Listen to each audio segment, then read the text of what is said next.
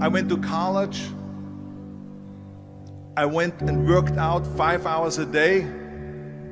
And I was working on construction. Because in those days in bodybuilding, there was no money. I didn't have the money for food supplements or anything. So I had to go to work. So I worked on construction. I went to college. I worked out in the gym. And at night, from 8 o'clock at night to 12 midnight, I went to acting class 4 times a week. So I did all of that. There was not one single minute that I wasted. And this is why I'm standing here today. At the age of 20, I went to London and I won the Mr. Universe contest as the youngest Mr. Universe ever. And it was because I had a goal. You see, if you don't have a vision of where you go, and if you don't have a goal where you go, you drift around and you never end up anywhere. 74% hate their job in America. The majority of people don't like what they're doing because they're really not doing it because they didn't have a goal and they followed this goal.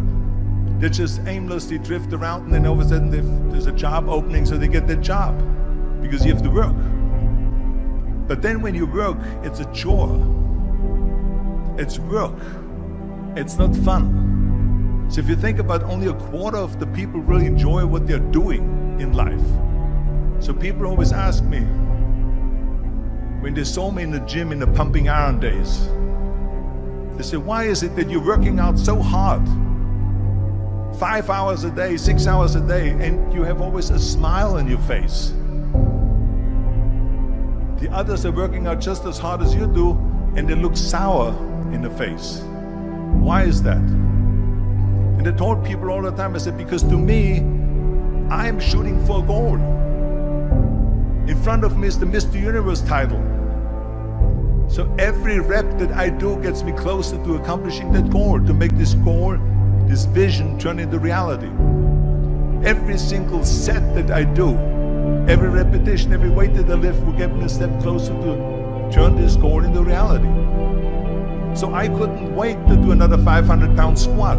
I couldn't wait to do another 500-pound bench press. I couldn't wait to do another 2,000 reps of sit-ups. I couldn't wait for the next exercise.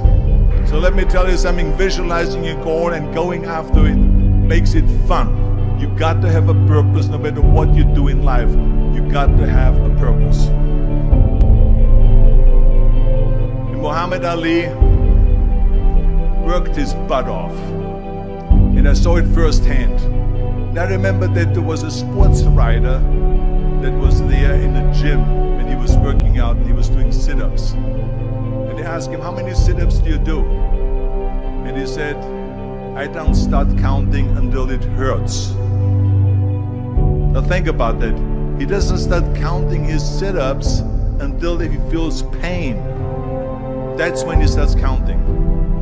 That is working hard. And so you can't get around the hard work. It doesn't matter who it is. Work your ass off. There is no magic pill. There is no magic out there. You cannot get around. You have to work and work and work. Make sure of this and make sure of that and all that stuff. So it's work. And it drives me crazy when people say that they don't have enough time to go to the gym for 45 minutes a day and work out. Or to do something for 45 minutes to an hour a day to improve. If it is physically improve or if it is mentally to improve. Imagine you read 1 hour a day about history. How much you will learn after 365 hours in 1 year. Think about if you study about the history of musicians, of composers, how much you would know. Imagine if you would work on a business, on some business that you want to develop every day for an hour.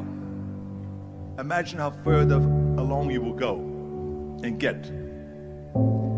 So it drives me nuts because when people say we don't have the time, we have 24 hours a day. We sleep 6 hours a day, so that gives you still 18 hours. There's someone shaking their head out here in front. They say probably, I don't sleep 6 hours, I sleep 8 hours, right? Or just sleep faster. So we have 18 hours a day. The average person works around 8 to 10 hours. So let's assume it's 10 hours, so we have 8 hours left. Then you travel around an hour a day, maybe 2 hours a day. So now you have still 6 hours left. So what do you do with these 6 hours? What do you do with these 6 hours? Then we eat a little bit, then we schmooze a little bit, talk a little bit to people and all that stuff. But you can see how much time there is available if you organize your day. So you got to work hard. I hate plan B. And I tell you why. Because we have so many doubters, as I've said earlier, the no-sayers. We have so many of those people that say no and you can't do it, that's impossible. That is okay because we just turn off, as I said earlier, and we listen and we hear the no being a yes. You can't do it, you can do it, and all of that. So that is possible to do that amongst all the negative people around you. But when you start doubting yourself, that's very dangerous. Because now what you're basically saying is that if my plan doesn't work, I have a fallback plan, I have a plan B. And that means that you start thinking about plan B, and every thought that you put into plan B, you're taking away now that thought and that energy from plan A.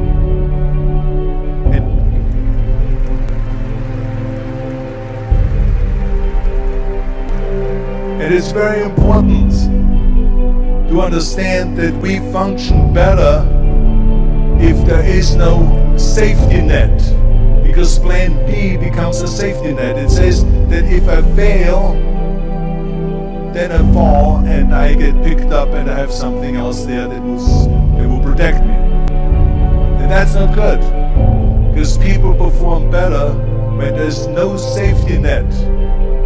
People perform better in sports and everything else if you don't have a plan B. I'm telling you, I've never ever had a plan B. I made a full commitment that I'm gonna go and be a bodybuilding champion. I made a full commitment that I'm gonna be in America.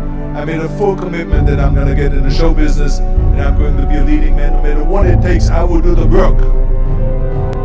I will do the work over and over and over until I get it. And the same was in politics and everything like that. So to me, it is very dangerous to have a plan B, because you're cutting yourself off from the chance of really succeeding. And the reason, one of the main reasons why people want to have a plan B is because they are worried about failing.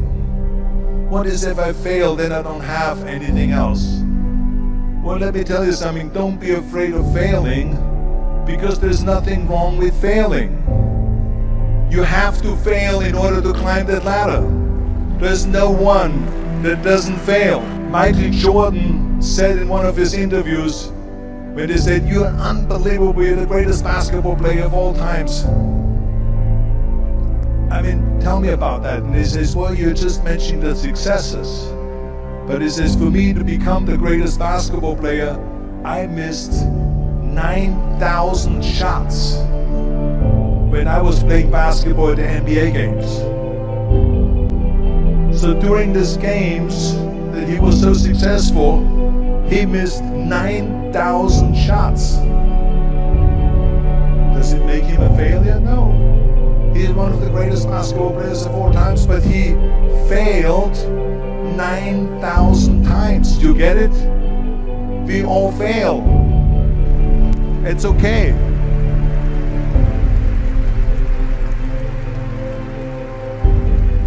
What is not okay is that when you fail, you stay down.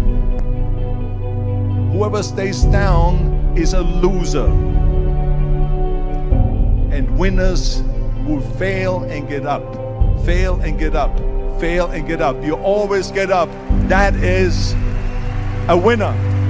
That is a winner. I failed in bodybuilding. I lost bodybuilding competitions. I lost powerlifting competitions. I lost weightlifting competitions. I had movies that went in the toilet and that were terrible and got the worst reviews. And in politics, I remember I had many of the initiatives on the ballot, and we lost. My approval rating in California went down to 28%, and then it went back up again, and I won again the governorship. Hey, we all lose. We all have losses. This is okay, and this is why I say don't be worried about losing, because when you're afraid of losing, then you get frozen. You get stiff, you're not relaxed.